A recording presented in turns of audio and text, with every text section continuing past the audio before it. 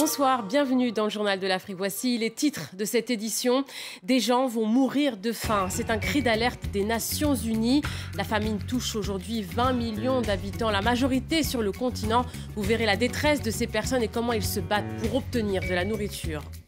Un procès très attendu au Rwanda vient de s'ouvrir, celui de 44 personnes de confession musulmane accusées d'avoir constitué un groupe terroriste. Le flou demeure sur ce dossier. Exemple, les actes d'accusation n'ont pas été publiés par la justice rwandaise. Précision à suivre depuis Kigali avec Thaïs Brook, notre correspondant. Et puis nous irons à la rencontre de femmes qui, par la puissance et la beauté de leur voix, veulent faire entendre leur combat contre les violences faites aux femmes. Elles, ce sont les Amazones. Reportage à suivre.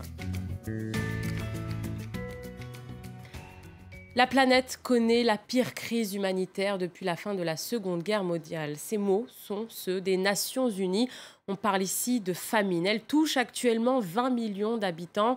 La majorité se trouve en Somalie, au Soudan du Sud et au Nigeria. Des territoires tous touchés par des conflits armés.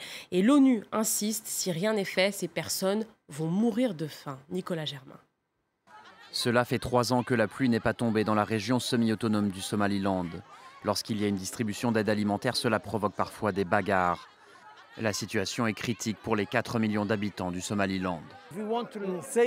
Si vous voulez sauver des vies, il faut agir maintenant. Pas demain, pas après-demain. On a besoin d'aide, les animaux meurent, puis les hommes meurent. Cette situation est très difficile.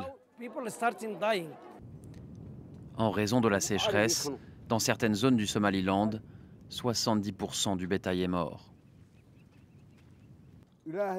Il n'y a que des restes. On prie Dieu pour qu'il nous aide. La sécheresse a tué le bétail. La Somalie est aussi très touchée. Ces dernières semaines, des centaines de personnes sont arrivées dans cette clinique de Mogadiscio, souvent après un long et terrible voyage. J'avais 4 enfants. 2 sont morts en route et les 2 autres sont malades. Je suis enceinte de 8 mois, je n'ai rien à manger, rien à boire. Je n'ai pas de chaussures. Je n'ai rien. Près de 3 millions de personnes ont besoin d'une aide humanitaire d'urgence. Le programme alimentaire mondial va fournir des cartes qui permettront d'acheter de la nourriture. C'est une carte sur laquelle le programme alimentaire mondial a mis de l'argent pour que les familles les plus vulnérables puissent se rendre dans un réseau qui compte 700 magasins à travers la Somalie. Les Somaliens et les organisations internationales demandent plus d'aide pour éviter une nouvelle famine. Celle de 2011 avait fait 250 000 morts. Le Burundi touché par une épidémie de paludisme. L'annonce officielle a été faite par le ministère de la Santé. Plus d'1 million de cas et 700 décès ont été enregistrés dans le pays depuis le début de l'année. S'ajoute à cela que selon des sources onusiennes et médicales, les stocks de médicaments contre le paludisme sont pratiquement épuisés au Burundi. La priorité est donc d'approvisionner le pays. Au Rwanda voisin, c'est un procès fleuve qui a débuté ce mercredi, un procès très attendu. 44 Rwandais de confession musulmane sont accusés d'avoir tenté de constituer un groupe terroriste. À ce jour, aucune attaque djihadiste n'a été recensée sur le territoire rwandais, mais les autorités assurent avoir détecté la formation de réseaux terroristes.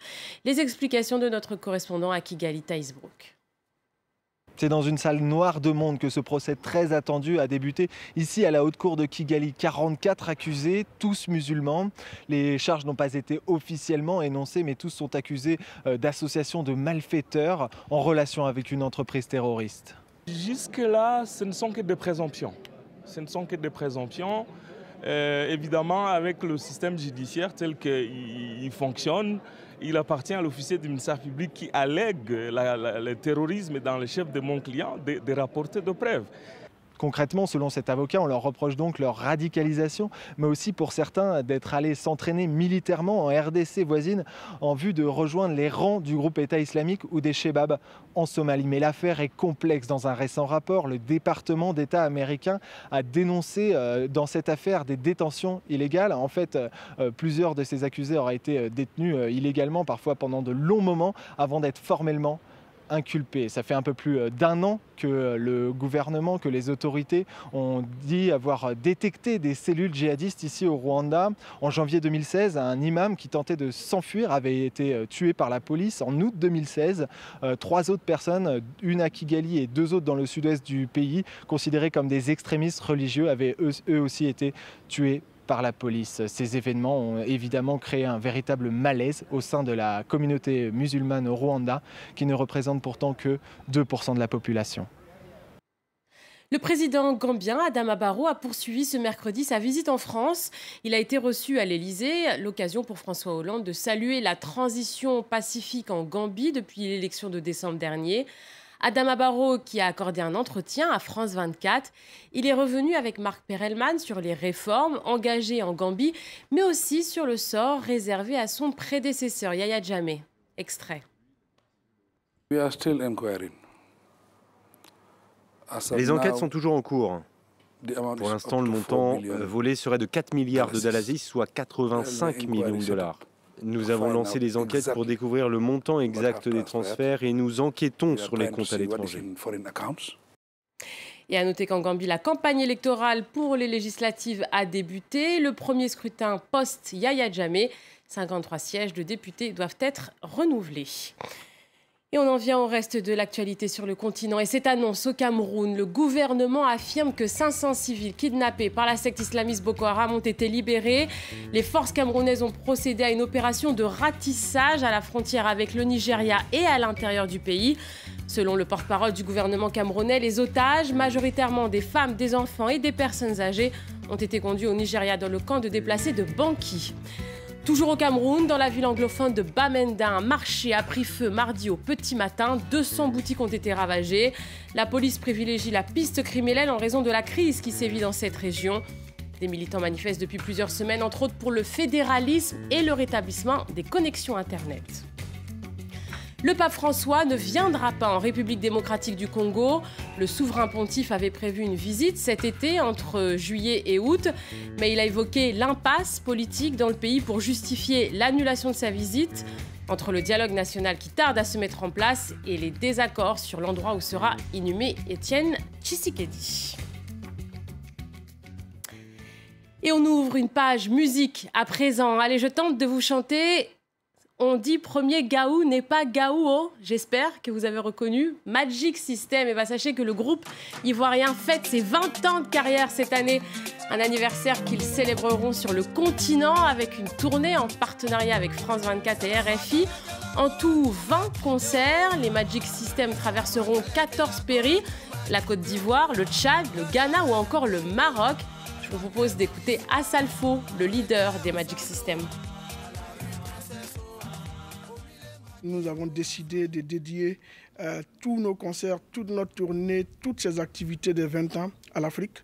Et nous allons parcourir plus de 15 capitales africaines avec pour thème l'Afrique face au défi du réchauffement climatique. Donc nous n'allons pas venir seulement en artiste, nous allons venir aussi partager ce message-là afin que nous prenions conscience que le réchauffement climatique est une menace. Même pendant la fête, on profite pour lancer des messages. On arrive. Attendez-nous, les 20 ans de Magic System, ça va être chaud. Asalfo qui répondait à Georges Yazbek. Et après les hommes de Magic System, voici le portrait des Amazones d'Afrique.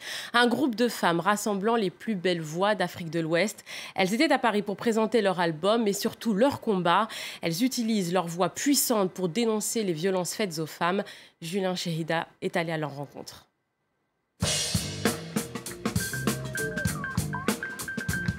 Elles viennent du Mali, du Bénin ou du Nigeria.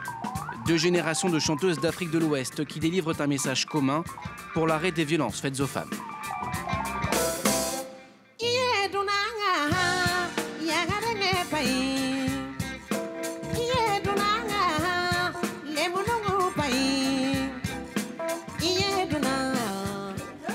Mariam Kone est choriste. Elle a rejoint le collectif à ses débuts en 2015. À ses côtés, des chanteuses de renom, Rokia Kone, Kandia Kouyaté ou encore Mariam Doumbia. Ce dont nous parlons ne touche pas seulement la femme africaine, ça touche à toutes les femmes qui sont persécutées dans le monde, qui subissent des violences dans le foyer, au travail.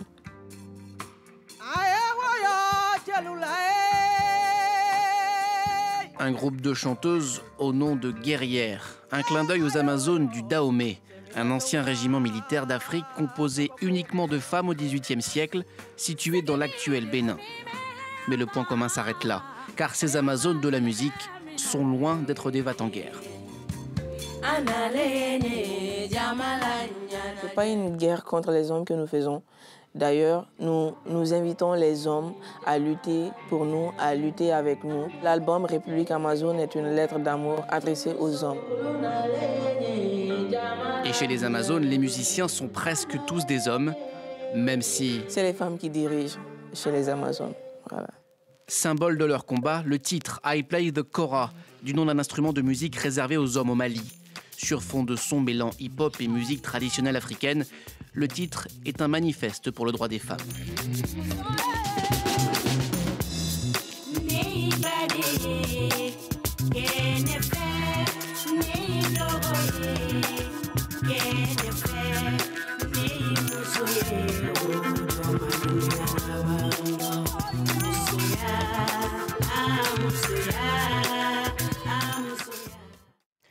Et c'est la fin de ce journal de l'Afrique. Tout de suite, Paris Direct continue avec Nabia Makloufi.